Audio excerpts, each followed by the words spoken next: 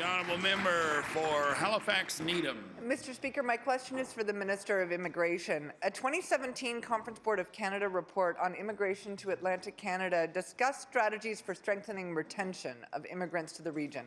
One challenge identified is that the province has cast a wide net and has been selecting immigrants based on their ability to integrate economically rather than on developing a critical mass of immigrants from certain countries and placing weight on their family or social ties to the region.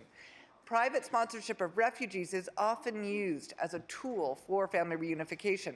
Mr. Speaker, is the minister lobbying her federal counterparts to allow Nova Scotia to welcome more refugees? The Honourable Minister of Immigration. Thank you very much, Mr. Speaker. I very much appreciate the question. Let me take the opportunity to once again thank all Nova Scotians for the support when they supported and sponsored so many refugees to this province. I can tell you, sitting at the FPT tables, I can tell you that Nova Scotia's was loudly talked about because we, in fact, in this province at that time when that hit in 2015, 2016, on a per capita basis, we sponsored the most privately sponsored refugees across the country as a percentage. And that is something I'm very proud of.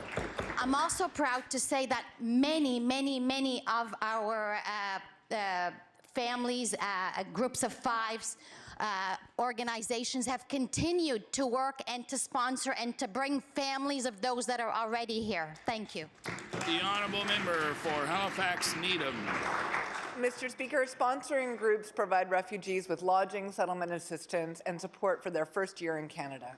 In 2004, groups in Manitoba established a private refugee sponsorship assurance program to guarantee financial support to sponsorship agreement holders and constituent groups who undertook family or community-linked refugee sponsorship in the unlikely event of a breakdown in sponsorship. And it meant that church and community groups who sponsored the loved ones of a resettled refugee were covered if somebody integral to the sponsorship died or got sick and couldn't support the sponsee during that first year.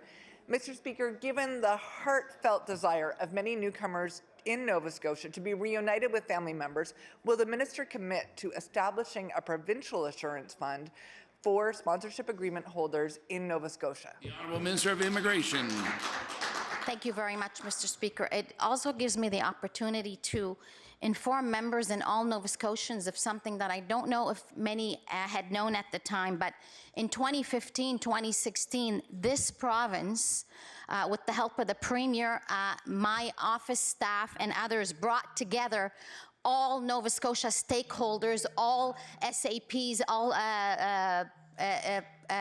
agreement holders from the churches, from ISANs, EMOs, all settlement partners, brought them all together, and we actually formed a committee in anticipation of what could possibly happen.